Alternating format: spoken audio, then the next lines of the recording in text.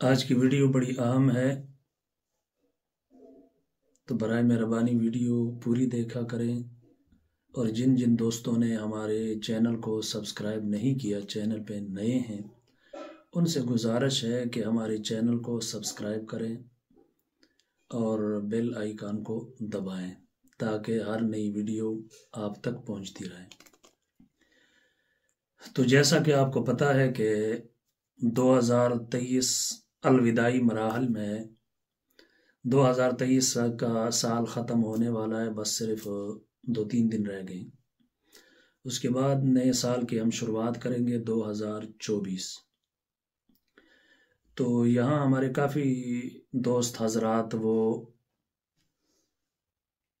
مبارکباد دیتے ہیں، اور اسی طرح فیس بک، سوشل میڈیا جتنے اکاؤنٹس ہیں ان پہ وہ ایک دوسرے سے معافی نامے اور مجھے معاف کر دے اور معافی چاہتے ہیں، یہ کرتے ہیں وہ کرتے ہیں، پھر مبارکباد دیتے ہیں، کہتے ہیں جی سال ختم ہو گیا، اور نیو ایئرز کے وہ تیاریاں کرتے ہیں، نئے سال کو وہ سیلیبریٹ کرتے ہیں، یعنی پرانے سال کے ختم ہونے کی خوشی میں اور نئے سال کے شروع ہونے کی خوشی میں وہ خوشی کا اظہار کرتے ہیں۔ تو بتانا یہ چاہوں گا کہ بحیثیت مسلمان ہمارے لیے فی رسول اللہ اسوۃ حسنہ، اللہ کے رسول کی زندگی کے اندر بہترین نمونہ ہے، اور پھر مسلمان کا ایک ایک لمحہ، ایک ایک لحظہ اللہ کی عبادت کے اندر اللہ کے پیغمبر کی اطاعت پر گزرنا چاہیے۔ اب ہمیں مبارکباد دینے کے بجائے اور ایک دوسرے کو اسی طرح فیس بک پہ آ کر معافی مانگنے کے بجائے اگر ہم حقیقت حال کا جائزہ لیں، اپنے اپنے گریبانوں کے اندر سوچیں کہ یار یہ جو ہمارا گزرا ہوا سال ہے، اگر یہ اللہ اور اللہ کے رسول کی فرمانبرداریوں کے اندر گزرا ہے، اگر اس سال کے اندر ہم نے اپنے وقت کو، سال کو ضائع نہیں کیا، اس کے اندر ہم نے عبادات کی ہیں، اللہ کو راضی کرنے کی کوشش کی ہیں، اسی طرح ہم نے نیکیاں کمائی ہیں، تو پھر تو ہمیں خوش ہونا چاہیے اور اللہ کے ہاں سر بسجود ہونا چاہیے، اللہ سے کا شکریہ ادا کرنا چاہیے جس نے ہمیں یہ توفیق دی، اور آئندہ سال کے لیے اللہ سے ہمیں دعا مانگنی چاہیے کہ جس طرح ہمارا یہ سال گزرا ہے نیک کام کرنے کے اندر، اسی طرح اور اللہ کی رضا کو تلاش کرتے ہوئے، نیکیاں کماتے ہوئے گزرا ہے، تو اللہ سے دعا مانگنی چاہیے کہ پروردگار آئندہ سال بھی ہمیں یہ توفیق عنایت فرما اور ہماری زندگی کے اندر اتنی برکت دے، اس وقت تک ہمیں موت نہ دے جب تک ہم تجھے راضی نہ کر لیں۔ ٹھیک ہے؟ تو یہ نئے سال کو سیلیبریٹ کرنا اور اسی طرح نیو ایئر منانا یہ مسلمانوں کا شیوا نہیں ہے، یہ کفار کا شیوا ہے، جن کی صرف دنیا کی زندگی ہے، اگلے جہان میں سوائے جہنم کے عذاب کے ان کے لیے اللہ کے ہاں کوئی حصہ نہیں ہے۔ اور چونکہ مسلمان کے لیے آخرت پر اس کا ایمان ہے، اسی طرح عذاب اور ثواب پر اس کا ایمان ہے، حساب اور کتاب پر اس کا ایمان ہے، اور یہ بھی وہ جانتا ہے کہ قیامت کے دن جس طرح اللہ کے پیغمبر صلی اللہ علیہ وسلم نے فرمایا کہ اس وقت تک میدان حشر کے اندر، اس وقت تک کسی انسان کے پاؤں اپنی جگہ سے نہیں ہل سکیں گے جب تک وہ 3 سوالوں کا اللہ کو جواب نہ دے۔ 3 سوالوں کا وہ اللہ کو جواب دے گا تو پھر اس کی خلاصی، وگرنہ خلاصی نہیں۔ وہ 3 سوال کون سے ہیں؟ اللہ نے فرمانا ہے کہ میں نے آپ کو زندگی دی ہے، جتنی بھی 60 سال، 70 سال، 80 سال، تو مجھے اس زندگی کا حساب دیں کہ دنیا کے اندر وہ زندگی کن کاموں میں گزاری ہے،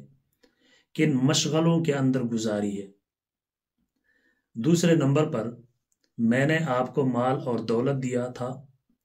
ایک ایک پائی کا مجھے حساب دیں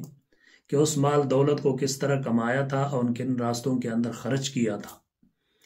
تیسرا سوال، میں نے آپ کو جوانی دی، آپ نے اپنی جوانی کو کن کاموں کے اندر خرچ کیا ہے۔ اگر انسان نے اپنی زندگی اللہ کی رضا کے لیے خرچ کی ہے تو ظاہر بات ہے حساب دینا ان کے لیے آسان ہو جائے گا، وہ حساب دے لے گا۔ اور اگر اپنی دنیا کی زندگی شور و شغف کے اندر، اسی طرح موج مستی کے اندر اس نے گزاری ہوگی تو وہ وہاں اللہ کے سامنے جواب نہیں دے سکے گا۔ اگر اس نے جوانی اللہ کی رضا کے لیے، اللہ کی دین کی خدمت کرتے ہوئے گزاری ہے، دین کے راستے پر چلتے ہوئے گزاری ہے، پیارے آقا صلی اللہ علیہ وسلم کے نقش قدم پر چلتے ہوئے گزاری ہے، تو وہ حساب دے لے گا۔ اور اگر اس نے اپنی جوانی کو موج مستی کے اندر گزاری ہے تو وہ حساب نہیں دے سکے گا۔ تیسری بات، جو مال اور دولت اللہ نے دیا ہے، اگر اس مال اور دولت کو اس نے حلال طریقے سے کمایا ہو اور پھر حلال اور اچھے راستوں میں لگایا ہو تو وہ تو حساب دے لے گا۔ اور اگر اس کی کمائی بھی غلط طریقے سے ہے، حرام طریقے سے ہے، اور پھر اس کمائی کو لگانا بھی غلط راستوں پر اور اسی طرح ناجائز کاموں کے اندر اس نے کیا ہوگا، تو وہ ہرگز اللہ کو جواب نہیں دے سکے گا۔ تو کہنے کا مطلب یہ ہے، ویڈیو تھوڑی سی لمبی ہو گئی، معذرت چاہتا ہوں، کہنے کا مطلب یہ ہے کہ ہمارے مسلمان بھائیوں کو، بہنوں کو، ماؤں اور بیٹیوں کو سوچنا چاہیے کہ سال ختم ہوا، ایک اور اینٹ گر گئی دیوار حیات سے، اور نادان کہہ رہے ہیں کہ نیا سال مبارک ہو۔ ٹھیک ہے، تو ہمیں جو پچھلا سال ہے اپنے گریبان کے اندر اس کا محاسبہ کرنا چاہیے کہ ہمارا سال کیسے گزرا۔ اگر اللہ کی فرما برداری کے اندر گزرا، نیک کاموں کے اندر گزرا، تو ہمیں خوش ہونا چاہیے اور اللہ کا شکریہ ادا کرنا چاہیے۔ اور اگر ہمارا پچھلا سال لہو لعب کے اندر گزرا، نافرمانیوں کے اندر گزرا،